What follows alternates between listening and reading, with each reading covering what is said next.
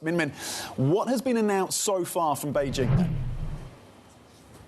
Well, as you said, that antitrust investigation into Google, as well as a series of tariffs, 10 to 15% on American agricultural machines, as well as oil, coal, LNG. A couple of American companies added to this unreliable entity list, and also export control on tungsten-related materials, materials used for solar panels, semiconductors. Very precise, very targeted measures, although not extensive, but it shows that China is not going to back down without a fight. Now, some analysts had expected that maybe China will not retaliate so quickly, and clearly this is a very highly choreographed move, given that China had waited exactly until after the tariff kicked in at 1:01 p.m. local Beijing time before announcing these series of coordinated measures. And this comes as Trump had said he plans to speak with President Xi within 24 hours. That was several hours ago. And he said that if no deal is reached, that the tariffs could be, quote, very, very substantial. So 10%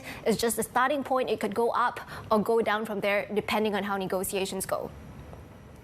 Yeah, China and Beijing clearly had a ready-to-bake response, didn't they? Quick, swift and targeted, as you say. Oven-ready response from Beijing. Where do we stand then on those talks between China and the US?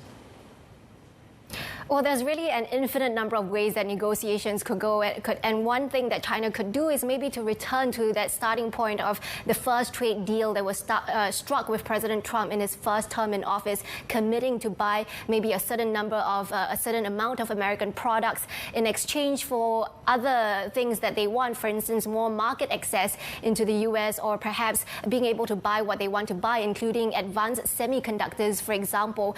President Trump had said that the reason for imposing these tariffs include fentanyl, China producing the ingredients for that. And this is perhaps an off-ramp that could be offered to China, because that is a low-hanging fruit, is something that Beijing could very easily clamp down on if it so chooses to. This is also something that both countries have already began working on.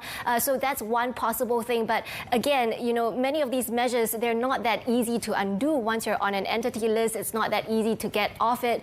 So it remains to be seen how those negotiations will go. And, you know, it's a really a trade war that could escalate further, and we'll have to see what happens in the next few days.